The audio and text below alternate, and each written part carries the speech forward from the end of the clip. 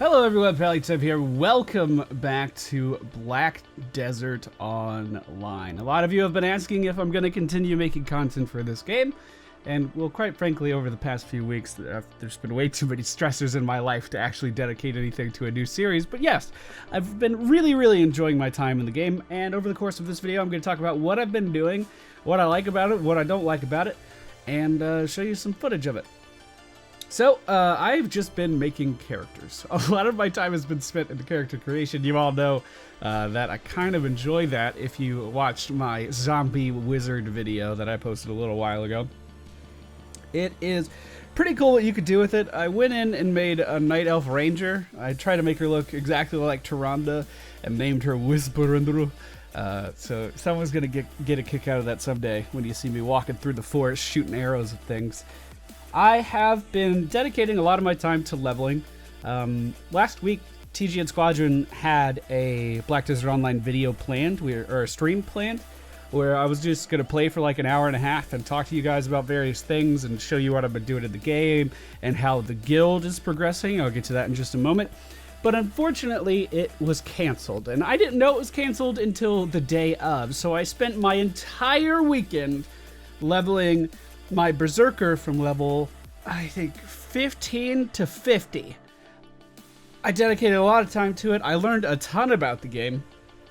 And, well, I mean, the end result, even though the stream was canceled, I now have a level 50 berserker. What have I been doing with him? Well, quite frankly, I've been killing things because it's just so easy to do on the berserker. I've been going in with some of our guildmates, and we have been using these boss scrolls to summon in these gigantic mobs that then we can attack and get rewards from, and we can do this on a daily basis. We have had some pretty good success with it too. I've acquired a lot of black armor stones and black weapon stones that I can upgrade my gear with. Now, I haven't dedicated a lot of that to my berserker. What I've done is I've started leveling a Tamer. This is the class I wanted to play out of the gate, but a lot of the people I was playing with, a lot of my real life friends, were all wanting to play Tamer too. So I was like, well, maybe I should hold off on this. I decided I didn't want to wait anymore. I have all of my Tamer's armor upgraded super hot, well, from between +5 and +8. I have a Uriah weapon on my Tamer that's at +12. And I just love the way that this game handles alt characters. Basically, there's no level requirements on weapons or armor or anything like that. If you have the resources, which I obtained on my berserker, and you want to use them, you could just put them in any gear and pass that gear off to a lower level character. So right out of the gate, my Tamer was really strong and able to rip right through content, no problem. She's currently sitting at, I believe, level 40. I logged out just before I hit level 41. And it's been a pretty fun experience going in with the pet and just AoEing everything down. A lot of people have been complaining about the grind in this game, but quite honestly, I find it to be therapeutic and soothing. I was thinking back in my MMO history. I've been playing MMO since I was about 13. And I've been really reflecting on which MMOs I like the most, and which MMOs had a very big impact on not only my life in some way, but also the path I took in gaming some way. And that one's a little bit, you know, arbitrary and open for interpretation. But other than World of Warcraft, which I know a lot of people dedicated a lot of time to, I played WoW from just before BC all the way up until Pandaland came out. I played it very competitively. I was a very dedicated raider and spent a lot of time playing it. But other than those two games, the ones that really stand out are Final Fantasy XI, which I've shown some videos for that game on this channel before. It was a long time ago. They may even be private now. I don't remember.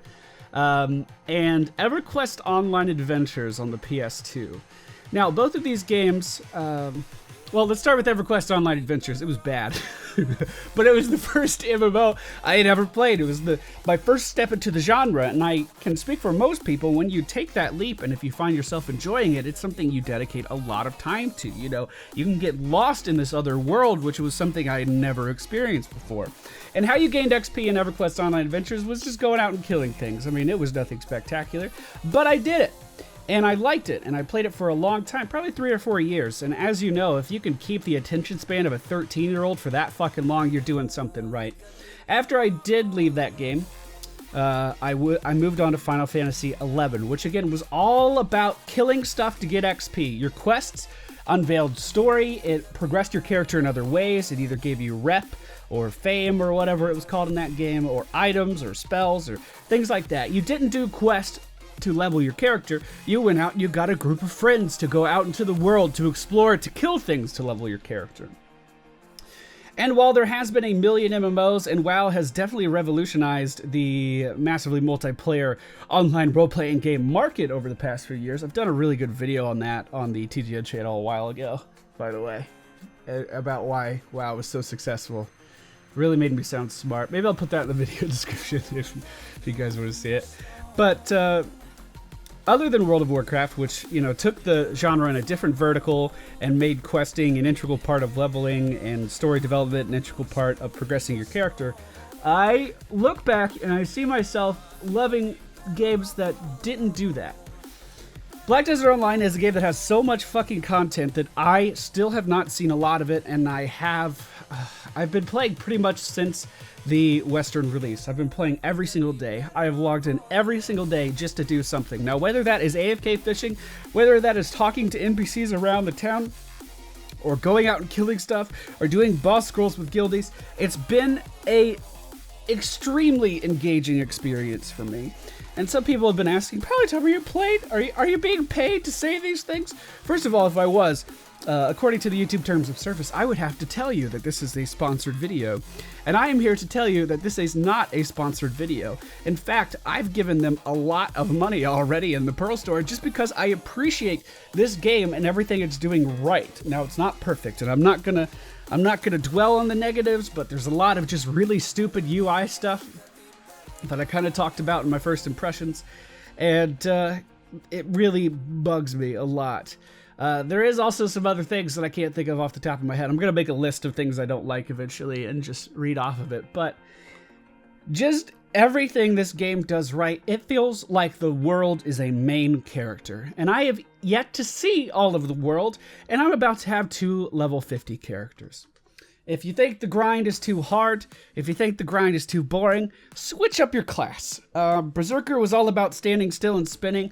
I've added some footage of my Tamer in here somewhere, just going out and killing stuff. And it's just been a super engaging experience. And I've really enjoyed my time. I've been trying to reflect on what kind of content I want to make for this game, though. And I don't know where to start because there's just so many aspects of this game that I don't know enough about, but I'm going to try. I'm not asking you to love this game. I'm not asking that at all, but I love this game, and I want to share that with you as much as I can. Is that acceptable? We do have a guild for viewers. It is called TGN Squadron. We're on the Orwin server, and it is open for viewers to jump in and play with us. I've had a lot of fun with that so far. Just talking to viewers. We have a Discord server that Kai Berries has, and we jump in there, and dude, I was talking to people till like 6 in the morning today while I was out grinding. But there is a limited amount of space. There is only a maximum of 100 spots, and currently we have, I believe, 48 people in the guild, and our cap right now is 55. So space is limited, but if this is something you would like to be a part of, and you're active within the guild, you can retain your spot just fine. That's all I wanted to talk about. I know, like, I already did my first impressions video, but we're about a month in now, 3 weeks or a month in, and I still find myself logging in every day, doing something different, and enjoying myself a lot. So this is just an update video, but more content for the game is going to be coming out soon. Hope you guys enjoyed, and I'll see you all in the next one. As I'm sure you can tell, this video wasn't scripted in any way, and while I was editing it, I wanted to elaborate on just how much there is to do, because I said there is a ton to do, but I didn't really specify, and that's a very open-ended statement when you don't get more detailed. I'm assuming if you watch the video this far anyway, you do care about my opinions and my thoughts, so I'll elaborate on my opinions and my thoughts. So, my characters specifically, I've been focused on just leveling, and that's fine. There's nothing wrong with just leveling, but you can diversify what you do in this game. So if you don't like grinding, if you only do a couple hours at a time, that's fine. Take a break and go do something else. My other goal is connecting as many nodes and cities as I can. And what you see me doing on my Tamer right now is going into a very hostile area. All of these mobs are around level 50 and could kill me very quickly. And I'm just trying to connect this little town called Trent to an area called Catfish Camp, which is where I'm going to be spending a decent amount of my time. Once I invest these contribution points into these nodes, I'll be able to then invest energy into these nodes to increase my drop rates in the area. And if this is an area I'm going to be spending a lot of time in XPing anyway, then I can invest energy in this and it'll pay off. I am trying to amass a worker army. Workers are NPCs that I can have go out into the world and gather things for me, and I'm going to use them to fund a lot of my silver making process. I'm going to use these workers, I'm going to have them gather things while I'm not even playing the game, and then come back and, you know, reap the rewards. I feel like this is pretty much the garrison system that World of Warcraft was trying to pull off, but actually done correctly and in an engaging way. It doesn't feel like a Facebook game. It feels like something I'm doing to progress my account. Or at least that's the impression I have of it right now. I mean, that could change in the future. You gain contribution points by just going out and questing, just talking to people and completing quests for them. They don't give you leveling XP. They either give you energy XP, contribution XP. There's like 6 different XP bars in this game. If you didn't want to do that, you could travel from one city to another, exchanging goods. There's trading in this game. You would create a horse and buggy and then load up that buggy with goods that you want to sell in another city. And you could see like the rates that each of these goods are going for and make a lot of money doing that. If you wanted to go out and just harvest raw resources from the earth, you could go out and do that. You could do mining. There's a farming thing as well where you can put down your own area to farm in, and it's done so much better than Arcade, guys. I hated the Arcade housing system. There is fishing, which is a very prominent way of making money that a lot of people are aware of by now, but it is a pretty cool activity. You can actually go out into the ocean later on once you get a boat and hunt whales as well. I'm not too sure what the benefit of that is, but that's an option. There's cooking in this game. Very in-depth cooking system, in fact, where you are meant to experiment with different ingredients in order to get a reaction. There's alchemy, which is, you know, along the same line. I'm just trying to remember all the fucking things you could do. Soon there's going to be hunting, which would allow you to go out and hunt specific animals. And then I actually don't know the details of that one, but I know it's using like things like muskets that you can get from NPCs. You can shoot birds out of the sky, stuff like that, which is kind of cool. There's PvP at level 45 plus, which makes adventuring really tense and exciting. And it's not just grinding mobs anymore. You're constantly looking over your shoulder. There's, if you wanted to just kill stuff and farm, you get drops from enemy mobs that you can then sell to NPCs for a pretty significant silver amount. There's just so many just various aspects of the game that can occupy your time if killing stuff just isn't your forte, if killing stuff just isn't what you're into. We have people in the guild that are on the leaderboard for fishing. They spend the majority of their time fishing, and they like it. That's what they get out of it. We have people on the leaderboard who go out into the wild and find wild horses that they could then tame and breed these horses together in the hopes of increasing the strength of the next generation of horse. Trying to breed certain traits into the horse, trying to breed, I don't know if you could breed looks or not. Like, I don't know if the patterns from one generation will carry on to the next. But basically, trying to get the perfect horse that they could either use or sell for a ton of money. And I haven't even touched that. I don't even know anything about that, but it's a pretty awesome system. From what I've heard from the guildies. Again, I haven't experienced it myself. And I'm sure there's more that I'm missing.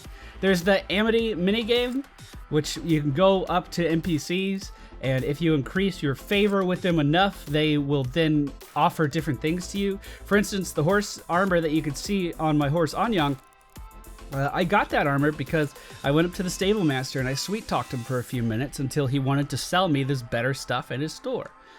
There's just all kinds of things you could do to occupy your time. And not to mention just the fact that the world is so vast and exploring it is so cool. I really can't say enough good things about this game. I do want to elaborate on what I meant by a lot of the UI stuff that bothers me. So for instance, when you have a fishing pole in your hand, you can't open your map. That bothers the shit out of me. While you're auto-running on a horse, which is a thing you could do, you could tell your horse to go to a destination and then hit T, and your horse will auto-run you over there. While you're doing that, you can't look at the pearl shop or spend your loyalty points, and just little things like that. The friends list is the most, like, frustrating fucking system I've ever seen, because it doesn't give you much of an indication at all whether or not people are actually online, or what they're doing or anything. You just kind of see their name, and that's it. There are different channels on every single server, which allow you to, you know, switch up if basically there's a main server and then subsections of the server that are still connected. So let's say my channel was a bit overrun and a little too populated, and I wanted to go to an area with less people in it. I could stay in the same spot, switch my channel over to, I'm on Belenos 1 right now, I could go over to Serentia 1 or something, and then that would be a completely different group of people that were there. So if Catfish is a little too overrun and people are XPing it a little bit too hard and I can't get my fair share, then we could just swap to a different channel, and then hopefully it'll be less crowded. But you can only invite people to your party that are in the same channel as you. So if you're trying to, you know, group up with a friend on your friends list, it becomes this weird little thing where you have to coordinate which subsection of the server you're on, and I don't know. It's infuriating at times. But all of my complaints are very minor, and the developers are very, very open about what they think the problems with the game are and what they're trying to do in the future, or the fact that they're working on something in the future to help alleviate these problems, and I think that's fantastic. It also seems like player feedback doesn't fall on deaf ears, and that's always something that's really, really encouraging. So I've been talking way too long. I hope you guys enjoyed today's video. I don't know where to start, but I'm going to start somewhere, and we're going to see how it goes. So I know I already thanked you for watching, but thank you again. I appreciate all of your time that you guys spend on my channel. It's very meaningful to me, and I don't want you to forget that. That's all.